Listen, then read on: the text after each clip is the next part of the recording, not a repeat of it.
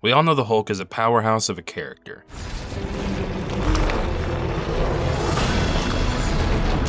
He's as mainstream as Spider-Man or Iron Man nowadays, and every kid and adult knows who he is. He's the physically strongest Avenger and someone who you definitely want on your side when you need muscle. And Hulk. Smash. But imagine being his enemy. I'm the Hulk! I'm so sad! I don't know how to defend myself! My If you're a superhuman like Thor or magical like Scarlet Witch and Doctor Strange, there's a possibility you might have a chance. These are the only Avengers I know of who have the power to single-handedly defeat him, except in Avengers Age of Ultron, we get a clash that made every nerd cream his jeans. The fight is awesome, of course, but what I really want to get into is why I think this version of Hulk was actually terrifying, and discuss the implications we could have seen if things didn't go the right way. The year is 2015, and the destination is Johannesburg, South Africa. Ultron shows up to Ulysses Claw's salvage yard along with Quicksilver and Wanda Maximoff to buy black market vibranium. Aw, Junior. You're gonna break your old man's heart.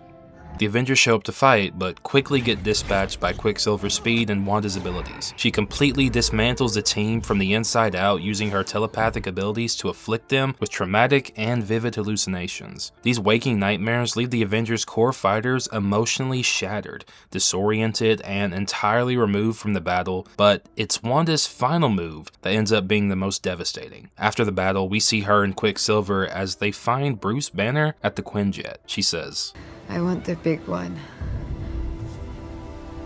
And we cut. We don't see what happens, but when we cut back to Bruce, he's now the Hulk, and it's clear something is very wrong.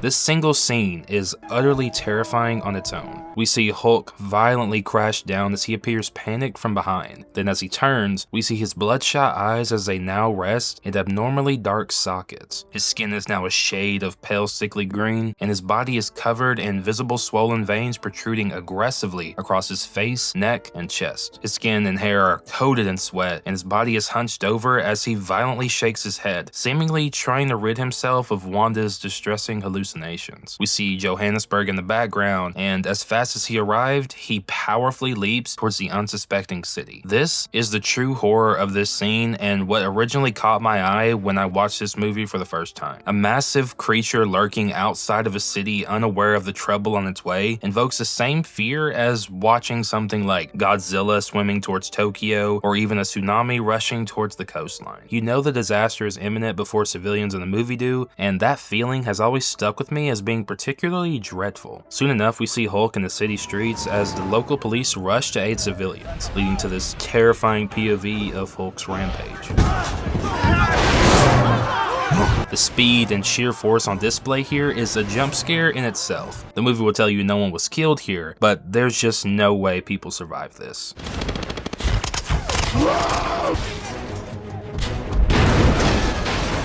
When Tony arrives in the Hulkbuster armor to stop him, the Hulk doesn't even recognize his teammate. That little witch is messing with your mind. You're Bruce Banner. Right. Don't mention puny Banner. He perceives everything and everyone around him as a threat that must be physically eliminated. Of course, this fight serves as a highlight of the movie where viewers get to see a new edition of Tony's arsenal as he faces off against the physically strongest Avenger. But to me, it's always had an underlying tone of horror. You know how Batman has his contingency plans in case any of his superpowered friends turn or become corrupted, and it's up to him to be the last line of defense? Well, we see a glimpse of this horror in the Justice League movie. I know this movie sucks, but it's purely the look and the concept of this that I enjoy. We learn Superman has turned evil and we see a world in ruins. I say all of this because this future gives us an insight into destruction that could be caused by a superpowered being who has no qualms with wreaking havoc on an unsuspecting city and its civilians. Of course, the damage in Justice League appears to be on a way bigger scale compared to Hulk in Johannesburg, but a similar danger is still present. I mean, this destruction and what later happened in Sokovia directly contributed to the global terror about unchecked superpowered beings. This fear and anxiety ultimately led to the creation of the Sokovia Accords, which forced the Avengers to face their actions and endure international legal oversight. After the tragedy of Sokovia, the blip happened, so the events before it soon became overshadowed. But regardless, Hulk's rampage in Johannesburg still remains one of the most polarizing and destructive events in MCU history. I know this rant might be a little dramatic because Wanda's magic eventually wears off, and when Hulk regains his senses, he stops the destruction. But I can't help but think, what if it didn't stop? Who could truly stop him if he got angrier and angrier?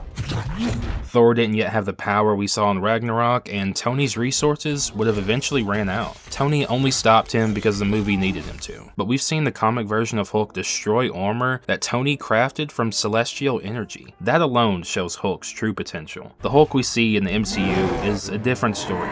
To a detriment to his development, they're basically two completely different characters. The idea still lingers though, and its reality is terrifying. The fact that we see destruction firsthand is horrifying, but it's also what I find interesting. I have a deep love of horror, so sometimes I see glimpses of it in things that others don't. This is just another one of those times. I know this is a PG-13 Avengers movie, and I'm sure this scene wasn't meant to invoke these feelings, but even on first watch, I found this sequence unique. This version of Hulk in Johannesburg is him at his most terrifying. He is completely disconnected from his usual heroic restraint, and his moral compass to protect innocent people is gone. Hallucinations warp his perception, making him view the city, its citizens, and his teammate as an active threat. The idea to do this outside of just needing a cool fight scene is such a compelling concept, one of the best that the MCU has ever done. The reason I wanted to look back at the Hulk was because of his appearance in the Spider-Man Brand New Day trailer. If you see me with this stuff, run. We know that after Infinity War, Bruce became Smart Hulk by merging his intellect with the Hulk's physical strength. Have some eggs. I'm so confused. I know, it's crazy. Instead of transforming into a separate being entirely, Banner retains his personality, vocabulary, and intelligence while now permanently in the Hulk's body. I'm wearing shirts now. Yeah. What? How? Why? He remained this way in Endgame and in She-Hulk, but now it seems that he's developed a way to transform back and forth through a new wrist device. In the trailer, we see Sadie Sink's mysterious character, who people believe to be Jean Grey, controlling the bodies of others to interact with Peter in a seemingly malicious way. You okay? Did you get rid of that monster inside you? I think I might go see how MJ's doing. Then towards the end of the trailer, we see Bruce Banner transforming into a version of the Hulk we haven't seen in years. This is the Hulk we saw in the first Avengers movie and of course in Age of Ultron. It's been over 14 years since we've seen this angry and savage version of him.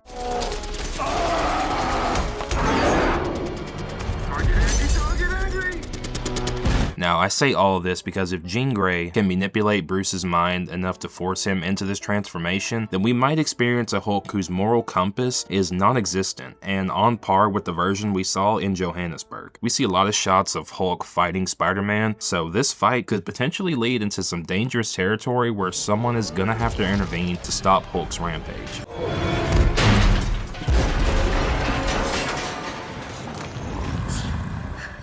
Since Tony is gone, maybe it could be someone I've mentioned already like Doctor Strange or Wong, who have the arsenal to combat the Hulk. This could be laying the groundwork for us to see Hulk in a terrifying and destructive way. We'll have to see if they go in that direction and how they handle it if they do. Of course, they'll never have a Hulk rampage result in immense damage and mass casualties, but it's more of the idea that I find terrifying, and that's what I wanted to discuss. This sequence is one of my favorites in the MCU, and I've never seen it discussed before outside of just the fight scene. Plus, we're returning to classic Hulk in a Brand New Day, so now's the perfect opportunity to talk about it. When Brand New Day comes out and we get all the information, I'll talk about it again, and we'll go over what we saw. So yeah, I hope you enjoyed this little rant, and thank you for watching. Hopefully, I will see you guys in the next one. Peace.